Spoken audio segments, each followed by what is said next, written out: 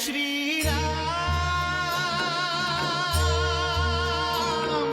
जय जय श्री राम, श्री राम जय राम, जय जय राम। मैं अपना उत्तराधिकारी नियुक्त करना चाहता हूं, आप सबकी सहमति से। मैं अपने ज्येष्ठ पुत्र युवराज राम का राज्याभिषेक करना चाहता हूं। राजा दशरथ खुद को अयोध्या नरेश के पद से निवृत्त करने के लिए निर्णय सोच समझ कर लिया है। मेरे विचार में मेरा राम अयोध्यापति बनने के लिए सर्वथा योग्य। अब पूरी तरह से तैयार हैं और अयोध्यापति के रूप में अपने बेटे श्री राम को देखते हैं अपना उत्तराधिकारी चुनने में मैंने किसी भी प्रकार का पक्षपात नहीं किया। और अयोध्यापति के रूप में दशरथ अपने बेटे श्री राम को देख रहे हैं। मैंने यह निर्णय लिया है। आज मैं उसी संदर्भ में आपकी शरण में आया हूं। कहिए राजन, अपने मन की बात को विस्तार पूर्वक कहिए। मैं अब राजकार्य से निवृत्त होना चाहता हूं। श्री राम को अयोध्या का राजा बनाने का फैसला कर लिया है। इस बात की अनुमति लेने के लिए आज दशरथ गुरुदेव के पास गए। उसके लिए मैंने निष्पक्ष बुद्धि से मेरे अमात्य, मेरी सेना सभी चाहते हैं कि अब ये दशरथ निवृत्त हो जाए और अयोध्या का राजा मेरा राम बने। मेरा राम धर्म, न्याय, नीति और शौर्य की मूर्ति है गुरुदेव। राम केवल मुझे ही नहीं, पूरी अयोध्या को प्यारा है। सभी चाहते हैं कि राम का राज्याभिषेक हो। गुरुदेव,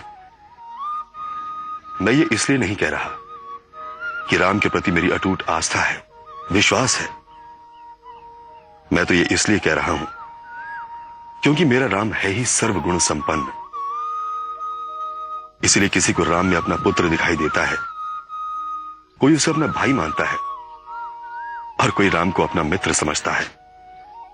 गुरुदेव, हर कोई राम को अपना समझता है। प्रजा में तो राम प्रिय है ही, उनका परम विश्वास है कि मेरा राम अन्याय और अपने दिल की बात गुरुदेव के समक्ष रखी कि वो चाहते हैं कि जिस तरह का प्यार अयोध्यावासी धर्म, न्याय, नीति और शौर्य के आधार पर परिपूर्ण श्री राम को दे रहे हैं, शत्रुओं में राम की धाक जमी हुई है। गुरुदेव, राम के राज्याभिषेक का उत्सव मेरे जीते जी हो जाए, ये मेरी हार्दिक इच्छा है।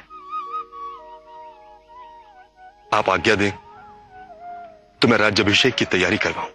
मेरी अनुमति है राजन।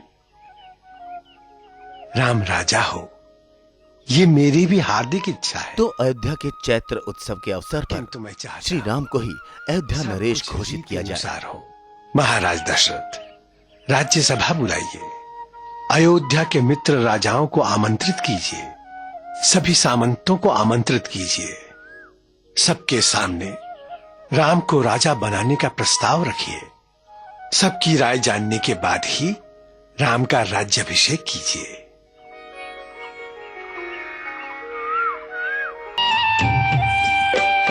कौशल्या ने स्नेह में भर के कैकेयी नंदन कंठ लगाए। राम भरत के दृढ़ नाते। तो वहीं राम, लक्ष्मण, भरत और शत्रुघ्न के साथ युद्ध में विजय प्राप्त कर अयोध्या नगरी वापस लौटे हैं और माँ कौशल्या, कैकेयी और सुमित्रा समेत सारे अयोध्यावासी इस बात से बेहद खुश हैं।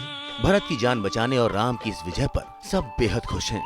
सोचे सुमित्रा के धन्य है राम, जो अपना हर दायित्व निभाए।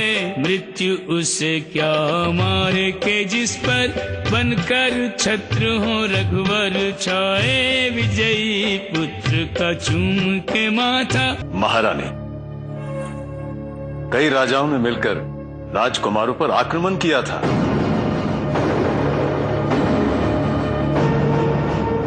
युद्ध हुआ और युद्ध में राजकुमार भरत घायल हो गए थे। रघुनंदन राम ने महर्षि मुद्गल को विनती करके राजकुमार भरत के घावों पर जड़ी बूटियों का लेप लगाकर घाव भर दिए थे महारानी। क्योंकि राम भरत को मृत्यु के द्वार से वापस जो ले आए हैं। कैकेयी नंदन भरत की जान बचाकर राम ने अपना पराक्रम साबित कर दिया। सुमित्रा ने कहा, मुझसे धन्य है राम। बनाए रखा था महाराज। पिताजी, माँ, ये सत्य है। राम भैया मुझे मृत्यु के द्वार से वापस लाए। आप केवल एक बड़े भाई नहीं हैं, पालक भी है, तारक भी और रक्षक भी। पालक, तारक और रक्षक के रूप में आपकी राम ही छत्र है छाया में अयोध्या के सिंहासन हर पर कोई बैठने के सुरक्षित लिए है। प्रमुख दावेदार। मर्यादा का उल्लंघन किए बिना आपने धर्म का पालन किया है, मृत्यु से भरत की रक्षा की है। क्या ये विशेष काम नहीं है? तो वहीं श्री राम सीता की आरती उतारने लगते हैं। आरती करें विष्णु भगवान, नाथ प्रिया को दे रहे स्वयं से ऊंचा स्थान। सारी अयोध्या नगरी में राम की जय जयकार सुनकर मंथरा का दिल बैठा जा रहा है। शुभ समाचार सुनो। कल प्रातःकाल अयोध्या नरेश अपने ज्येष्ठ पुत्र रघुनंदन राम का राज्य अभिषेक करने वाले हैं। आप सभी राज्य अभिषेक में उपस्थित हो। हमारे राम का राज्याभिषेक? अरे राम आपका कब से हुआ? राम हम सब के हैं और कल हमारे राम का राज्य अभिषेक है। वरदानी तिथि आई हो मितवा, लगन परम सुखदाई हो मितवा। ऐसा प्रतीत हो रहा है कि आपके राज्याभिषेक की खुशी में सारी प्रजा दीपोत्सव मना रही है।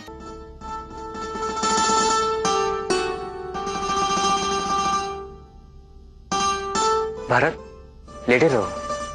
जब राम घायल भरत से मिलने उनके कक्ष में पहुंचते हैं, अब सब नाटक करें। अपने भाई लक्ष्मण और शत्रुघ्न के साथ, तब नानी समान मंथरा राम के अपने भाई भरत के प्रति प्यार को एक नाटक बताती हैं। तभी शत्रुघ्न मंथरा की इस बात पर क्रोधित हो जाते हैं, लेकिन राम यहाँ पर भी संयम बरतते हैं। जीवित है, यही क्या कम है?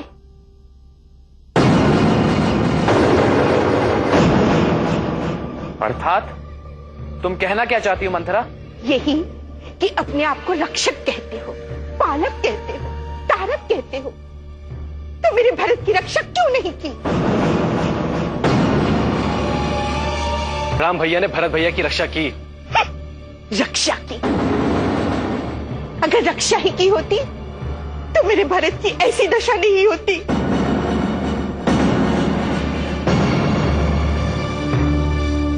मंथरा, यदि राम भैया के विरुद्ध एक शब्द भी बोला तो मैं... शत्रुघ्न, तुम मंथरा का अनादर कर रहे हो। और मंथरा को नानी कहकर उनका सम्मान बढ़ाते हैं। मंथरा भरत की नानी जैसी है, तो हमारी भी नानी हुई।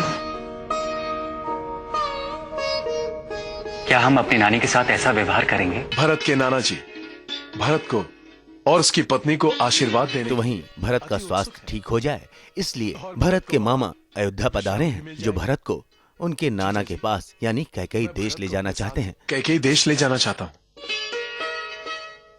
अगर आपकी अनुमति हो तो। अनुमति क्यों नहीं होगी? परंतु कैकेयी? महाराज, ना मत कहिएगा। युधाजित भरत का मामा ही नहीं, उसका मित्र भी है, उसका शुभचिंतक है।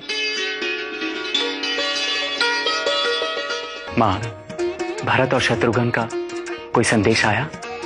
नहीं, याद आ रही है भरत की? हाँ माँ। लेकिन न जाने राम भरत के कैकेयी देश जाने के बाद विचलित नजर आ रहे हैं, क्योंकि उन्हें ऐसा लगता है कि प्रकृति उन्हें भरत से दूर कर रही है। ये बात वो अपने भाई लक्ष्मण के साथ कर रहे हैं। मेरा भरत मुझसे दूर जा रहा है। वो तो अपने ननिहाल गए हैं भैया। लेकिन जो बीज मंथरा कैकेयी के मस्तिष्क में बोने जा रही हैं, उसके बाद श्री राम के राज तिलक से पहले व्यवस्थित चीजों को बदलने में कारगर साबित होगा। हम चारों भाइयों का दुख सुख सब एक है, हमारी आत्मा एक है। इसीलिए हम चारों भाइयों में से किसी एक को दुख होता है तो वेदना चारों को होती है। और माँ कैकेयी अपने बेटे भरत को राज सिंहासन पर बैठाने के लिए राजा दशरथ के सामने रखेंगी प्रस्ताव। और मेरी सेवा करो। आप अपनी सौतन की दासी बन जाएंगी महारानी कैकेयी। जो हम आपको दिखाएंगे रामायण के अगले एपिसोड में। मेरे राम भैया राजा बनेंगे, इस बात से कोई निराश नहीं होगा। आज तक ब्यूरो। परम सुख